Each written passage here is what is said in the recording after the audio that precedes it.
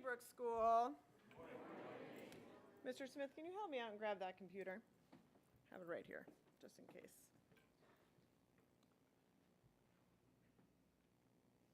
Okay. Like so. Thank you. This is Callum Raleigh Waters. He was born without integrity. The same is true of his older sister, and his mother, and his father, and his grandparents. And guess what? It's true of you, too. You were born without integrity. 10 fingers, 10 toes, but no innate capacity for telling the truth. Do you think you have integrity now? Hopefully some of you. If so, that means that something happened over the last 14 odd years that helped you to acquire it. Where did you learn these lessons in integrity? Was it from your family, your friends, your school, your teams? Was it in this chapel? And what is integrity anyway, this nebulous moral terminology? I found one answer in particular that provided me with some clarity. According to best-selling author Spencer Johnson, integrity is telling myself the truth, and honesty is telling the truth to other people. We are not born with integrity. We have to work at it. Last year, I talked to you about how plants and animals cheat, whether it's the Venus flytrap, the cuckoo bird, or Lance Armstrong. I will remind you of what the scholar Jason Stevens said in acknowledgement of cheating throughout the animal kingdom. He wrote, "Being natural, however, does not make cheating ethical. People feel it to be wrong, a violation of the social contract that obliges them to consider the welfare of others and to be fair and caring in interactions with them." Let's explore the practical application of integrity and why it's important both at Brooks and in the world beyond Brooks. At Brooks School, we now acknowledge that integrity is a learned behavior and that our environments shape us. That means the tenets of our community matter. It makes all the sense in the world that in trying to provide the most meaningful educational experience of your lives, Brooks School has elevated integrity to be one of our school's 6 core values. As it pertains to your studies, we have provided you with guidelines in the student handbook, starting on page 3, so that you may better understand what ethical behavior looks like. Simply, it means doing your own work. And when given permission to rely upon the work of others, that you give credit where credit is due. This is true in all classes, even art and self and community. If you research, you must cite. When you operate outside of these expectations, it is called cheating or plagiarism. There are 2 categories of academic dishonesty. Level 1 includes plagiarism, obtaining a copy of a test before its administration, using a language translator or calculator when not permitted, cheating on an assessment, or handing in an assignment when you have previously submitted it in another course. These cases appear before a disciplinary committee and often result in suspension, which is reportable to colleges. Level 2 includes referencing an English translation of a book from language class, copying homework or collaborating without informing the teacher, discussing an assessment with those who have already taken it, or using someone else's data or research for an assignment. At a minimum, these cases result in notification home, a letter in your file, and dean's warning.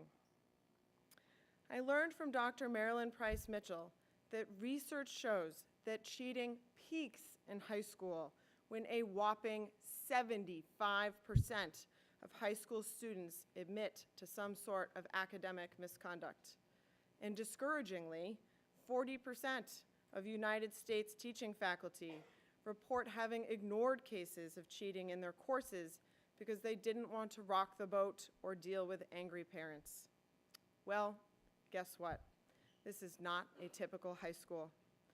We care more about helping you to become empathic, engaged citizens with strong moral compasses, far more than we care about your performance in honors advanced pre-calculus or AP English literature. Hall of Fame football head coach Tony Dungy once said, "Integrity is the choice between what's convenient and what's right." Reflecting on Dungy's words, Marcel Schwantz of Leadership from the Core writes, "When we live our lives with integrity, it means that we let our actions speak for who we are and what we believe in. Integrity is a choice we make, and it's a choice we must keep making over and over and over again. When you do the right thing, it means that you are at peace with your decisions. You will not question yourself, and others will not question your motives." Please enjoy this wisdom from famed poet and activist Maya Angelou.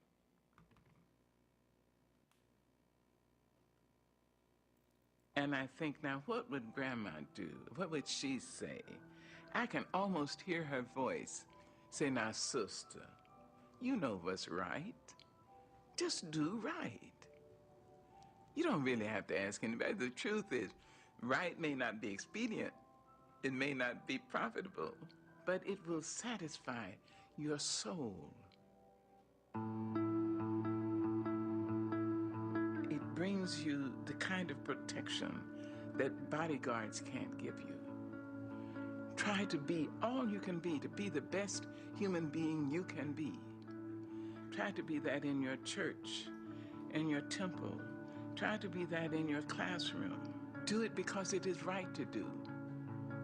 You see, people will know you, and they will add their prayers to your life.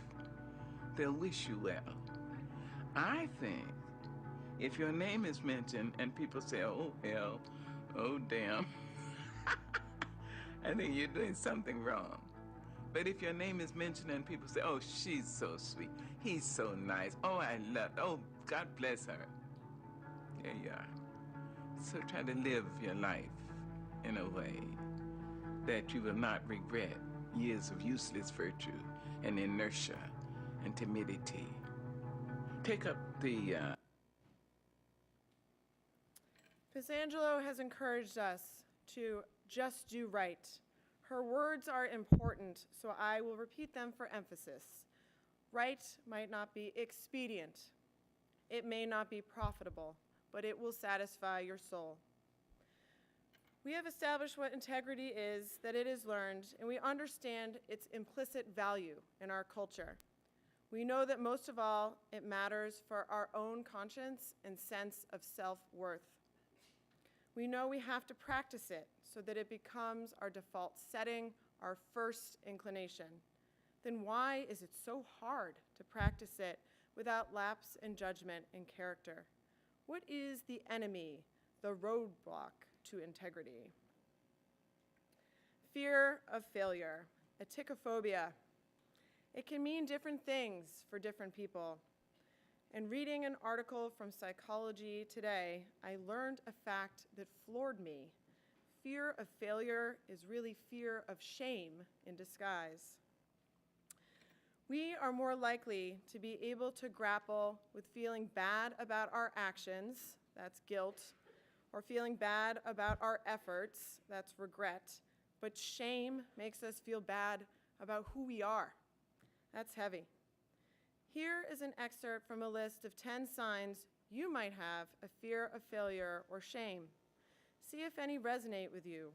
I find it to be a highly relatable list. So, what can we do about it? Well, psychologists suggest owning the fear and being open about it, which can help to minimize intimidating expectations associated with it. You could say to your parents, "I am really nervous about trying AP US History this year because I am afraid that if I don't earn above a 90, that you will be disappointed in me. They also recommend focusing on the aspects that are in your control. In facing Ms. McDonough's APUS test, you cannot control what questions she will choose for the multiple choice section, but you can ask her what to study, you can attend her extra help sessions, and you can review the content ahead of time. But what if you own the fear, focus on what you can control, and you still fail? That's where growth mindset comes in.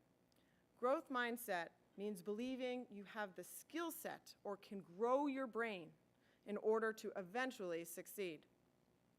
During class trips a couple weeks ago, the third form heard from Project Adventure that the word fail can be an acronym. Either first attempt in learning or found another important lesson. Mistakes are an opportunity to learn and improve for next time.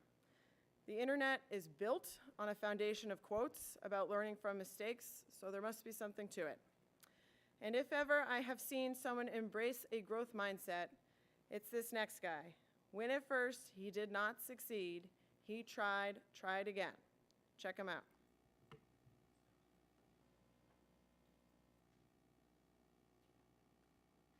Like many 6-year-olds with a MacGyver mullet, I learned how to ride a bike when I was really young.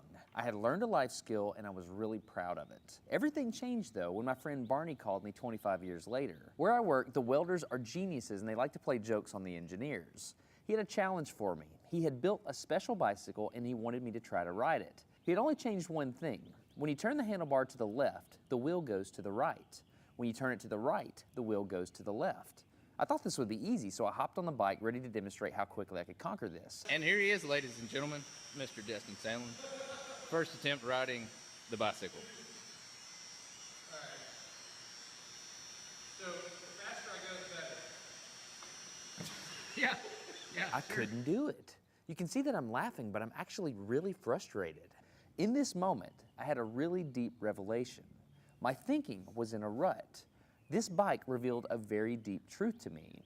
I had the knowledge of how to operate the bike, but I did not have the understanding. Therefore, knowledge is not understanding. Look, I know what you're probably thinking. Destin's probably just an uncoordinated engineer and can't do it. But that's not the case at all.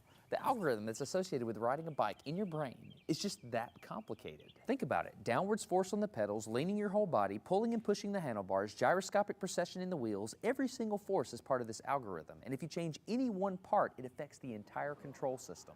I do not make definitive statements that often, but I'm telling you right now, you cannot ride this bicycle. You might think you can, but you can't. I know this because I'm often asked to speak at universities and conferences and I take the bike with me.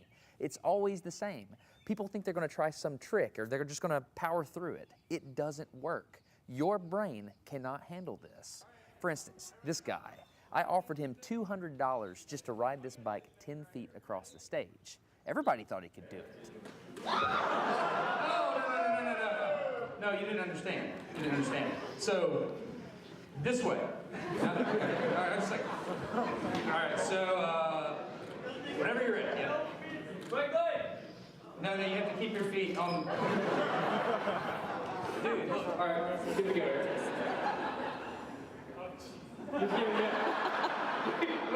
wait. Like, you gotta start rolling at least. Okay, go. And go. Oh, go! All right, back up. Okay, wait. Keep your feet on the pedal. Go. Go right on.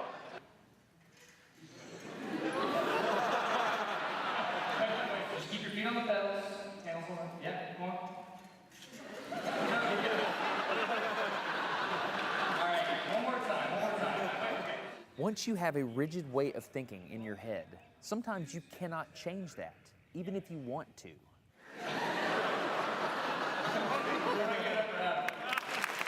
So here's what I did. It was a personal challenge. I stayed out here in this driveway and I practiced about 5 minutes every day. My neighbors made fun of me. I had many wrecks, but after 8 months, this happened. One day I couldn't ride the bike and the next day I could. It was like I could feel some kind of pathway in my brain that was now unlocked. It was really weird though. It's like there's this trail in my brain, but if I wasn't paying close enough attention to it, my brain would easily lose that neural path and jump back onto the old road it was more familiar with. Any small distractions at all, like a cell phone ringing in my pocket, would instantly throw my brain back to the old control algorithm and I would wreck. But at least I could ride it. My son is the closest person to me genetically, and he's been riding a normal bike for 3 years. That's over half his life. I wanted to know how long it would take him to learn how to ride a backwards bike, so I told him if he learned how to ride a backwards bike, he could go with me to Australia and meet a real astronaut. Are you gonna give up? No. Go ahead. This is how it starts. Look at this. This is such a big deal. Get up, you got it. Did you see his brain get it? So in how many weeks have we been doing this? 2 weeks?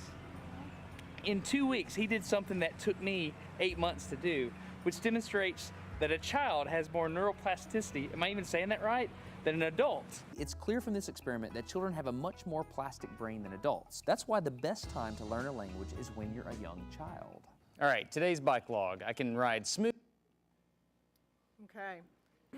It took time for him to learn how to ride the bike. 8 months. Give yourself time. If you were coaching a little kid on how to pass a lacrosse ball and they kept throwing it into the ground, what would you say? You're dumb? I don't think so. You'd say it's okay. Keep practicing. Malcolm Gladwell, author of Outliers, says it takes 10,000 hours of practice to become world class at something. Well, it can also take a lot of time to even learn something in the first place or become passable at it. Give yourself that grace. Think, I don't know how to do this yet. Remember the opening words about laying bricks versus putting up a wall versus building a cathedral? That takes vision, patience, and dedication. It took 200 years to build Notre Dame Cathedral in Paris. Or have you heard the old adage, Rome wasn't built in a day? People have been using that expression since medieval times. They were reminding each other about growth mindset over 800 years ago. This year, I want you to picture yourself as that engineer on a wobbly bike, falling over and over again. Maybe that bike is a metaphor for writing a research paper, or learning a saxophone solo, or nailing your first full court breakaway dunk. It's going to take you a lot of months to master it, but with practice and allowing yourself to try, fail, and learn from your mistakes, you can improve. Fail, fail again, fail smarter. Your mistakes teach you what to do better next time. Embrace them and pay attention to the lesson within them. As of right now, I have posted a new interactive display on the bulletin board outside of the Dean's Den. I want you to think about something you would like to become better at, but you're not proficient, competent, or good at yet. I would like for you to write out the statement and end it with the hashtag yet. Here's an example. This is true of me. I am not good at controlling my nerves before presenting at faculty meeting yet. Tack it up on the board, anonymously or not, it's up to you. I will take the display down after family weekend. Phase 2 of the plan will roll out after spring break, the back half of second semester. In front of the same display, you will see the "we can."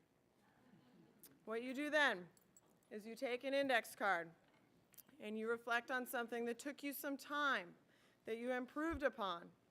It could be solving quadratic equations with ease, learning to longboard down Main Street without falling, achieving fluency in Mrs. Miller's varsity AP Spanish class, or knowing every Brooks community member by name. You will write this on an index card with the hashtag #WeCan, and then you're going to put it into the Yes.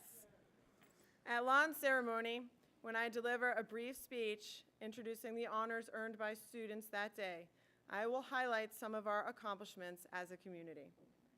I am excited about our growth this year, about our willingness to take risks, and our commitment to doing so with integrity. Please remember that your teachers, your coaches, your advisors are here to support you every step of the way. We make mistakes too. And if you could, please remember you're a role model for this guy. Let's teach this kid some integrity. He was born without it. Have a great year, Brooks School. That's it for me until next year.